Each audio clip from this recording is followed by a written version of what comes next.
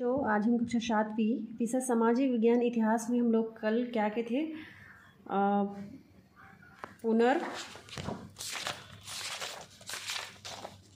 पुनरावृत्ति पढ़े थे, है ना। आज हम पढ़ेंगे अध्याय 1। ठीक है, अध्याय 1 में हमारा क्या है, छोटे छोटे राज्यों का विकास कैसे हुआ। ठीक है, तो सन 650 ईस्वी से 1200 ईस्वी तक का है इसमें। ठीक है, देखते हैं। तो सन 647 में राजा हर्षवर्धन की मृत्यु हो गई। उसके बाद आने वाले 600 वर्षों तक भारत में कोई भी बड़ा राज्य नहीं बना, है ना। उसके आने तक कोई भी बड़ा राज्य नहीं बना और पूरे भारत में कई छोटे छोटे राज्य बन गए। ऐसा क्यों हुआ, ये छोटे छोटे राज्य कहाँ से आए, इस समय के प्रमुख राजा कौन कौन थे, उनकी शासन व्यवस्था कैसी थी, ये सभी बातें हम इस पाठ में आज क्या करेंगे, पढ़ेंगे। ठीक है, तो देख रहे हुए नक्शा सन 650 से 1200 ईस्वी के प्रमुख जो राजवंश थे, है ना, जो राजावंश पर्वगुप्त, दरद, हिंदुशाही, कारमती, तोमर, ठीक है, चौहान, गुर्जर, कन्नौज, यदु, कंदेल, कलचरी, सोमवंशी, ये सब क्या थे, यहाँ के वंशज थे, राजवंश थे ये। ठीक है, यहाँ देख रहे हो मानचित्र 1.1 को ध्यान से आपने देख लिया इनको, है ना। अभी मैं दिखाई हूँ इस काल में कितने सारे छोटे छोटे राजवंश बन गए थे। इनमें अपने छत्तीसगढ़ क्षेत्र के राजवंशों को पहचान कर हमको उनके नाम बताना है। ठीक है, तो देखिए नए राजा और राजवंश कैसे बने। तो सन 650 के आसपास के प्राप्त शिलालेखों, है ना, पत्थरों से जो शिलालेखों और ताम्र पत्रों से पता चलता है कि इस समय भारत में कई शक्तिशाली राजा हुए जिन्होंने अपने आसपास के इलाकों को जीतकर अपने राज्य में क्या किया था, मिला लिया था। लेकिन बाद में राजाओं के उत्तराधिकारी उतने योग्य नहीं हुए, है ना। जो उनके बच्चे थे उनके उत्तराधिकारी उतने योग्य नहीं थे जितने वे थे। इस कारण क्या हुआ, उनके राज्यों के अधिकारी, प्रांत प्रमुख, सेना प्रमुख आदि अपने इलाकों में ज़्यादा आज़ादी से शासन करते थे और धीरे धीरे उस राजा की अधीनता मानने से भी इनकार करने लग गए थे। और उदाहरण के लिए पश्चिम भारत के एक राज्य में राष्ट्रकूट वंश का शासन था जो पहले चालुक्य राजाओं के कर्मचारी थे, परंतु 8वीं सदी में उन्होंने अपनी ताकत बढ़ाकर अपने आप को स्वतंत्र शासक के रूप में क्या कर लिया, स्थापित कर लिया। ठीक है, कभी कभी ऐसा भी हुआ कि किसी शक्तिशाली योद्धा ने अपने साथियों के साथ क्या किया था, कमज़ोर कबीलों और बस्तियों पर आक्रमण कर अपना अधिकार स्थापित कर लिया। कभी कभी ऐसा होता था जो शक्तिशाली योद्धा होते थे, है ना, उन्होंने क्या करना, कमज़ोर कबील और बस्ती पर आक्रमण कर उनको अपने अधिकार में कर लेते थे, है ना। और आगे चलकर उसने दूसरे इलाकों से ब्राह्मणों, व्यापारियों और किसानों को बुलाकर वहाँ बसाया और खुद को वहाँ का राजा क्या कर दिया, उन्होंने घोषित कर दिया। और उदाहरण के लिए जैसे राजस्थान में जोधपुर के पास घटियाला से मिले एक शिलालेख से पता चलता है कि क्षेत्र में प्रतिहार वंश के लोगों का शासन इसी तरह स्थापित हुआ था। और जबलपुर के निकट त्रिपुरी राज्य के गलचूरियों ने छत्तीसगढ़ में अपना शासन स्थापित किया था। ठीक है, राजा और राज्य बनने के कुछ और भी तरीके थे।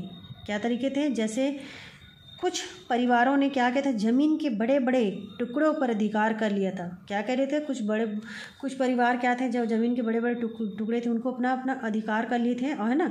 और उन जमीनों से अच्छी फसलें प्राप्त करने के लिए सिंचाई के नए साधन थे, जैसे कि कुआं, तालाब, बावड़ी आदि बनवाएं, है ना। इससे फसलें जो क्या होती थी, अच्छी होने लगी और वे संपन्न होने लगे। धीरे धीरे वह संपन्न होने लगे क्योंकि फसल अच्छी होती थी। फसल होने से उनकी आमदनी बढ़ने लग गई, है ना। और धीरे धीरे इन इलाकों के लोगों पर उनका क्या बन गया, दबाव बढ़ता गया और लोग उनकी बातें मानने लगे। ठीक है, और इन परिवारों ने अपने को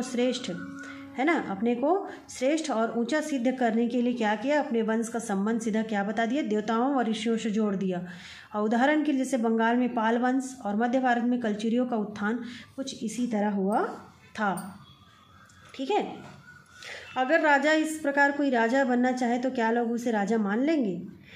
पहले ऐसे ही होता था, है ना, छोटे छोटे ज़मीन के टुकड़ों को अपना अधिकार में मान लेते थे, वहाँ के लोगों को अत्याचार करने लगे और खुद राजा बन जाते थे।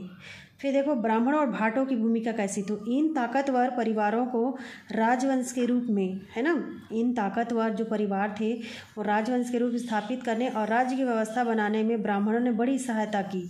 उन दिनों धर्म, ज्ञान और राजकाज चलाने के ज्ञाता के रूप में ब्राह्मणों को बड़ी प्रतिष्ठा थी।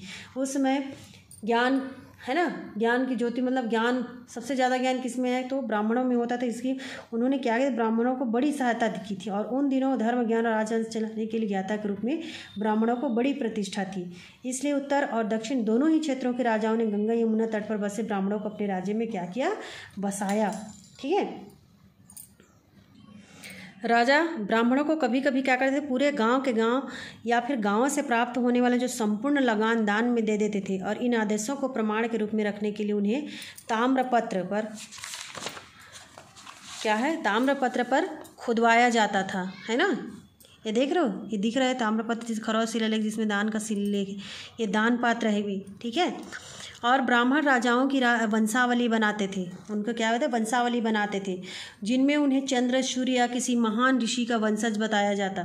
साथ ही समाज में राजा की श्रेष्ठता स्थापित करने के लिए ब्राह्मण उनसे राजसूय, अश्वमेध यज्ञ जैसे भी यज्ञ करवाते थे। छत्तीसगढ़ में कलचुरी शासक रत्नदेव तृतीय का ऐसा एक दान देने वाला ताम्रपात्र हमें प्राप्त हुआ है, ये दिख रहा है आपको, है ना। और भाटों ने भी राजवंशों के क्या किया था, जो भाट थे, है ना, भाटों ने भी राजवंशों को प्रतिष्ठित करने में महत्वपूर्ण भूमिका निभाई। ठीक है, इस युग में समूचे उत्तर भारत में भाट परंपरा दिखाई देती थी। भाट दरबारी कवि होते थे, जो स्थानीय भाट जो कहते दरबारी कवि होते थे और जो स्थानीय भाषा में राजा व उनके पूर्वजों की क्या करते थे, प्रशंसा में गीत गाकर राजा एवं उसके वंश के प्रति लोगों के मन में श्रद्धा और गर्व के भाव जगाते थे। तो छत्तीसगढ़ में चारण कवि की परंपरा थी।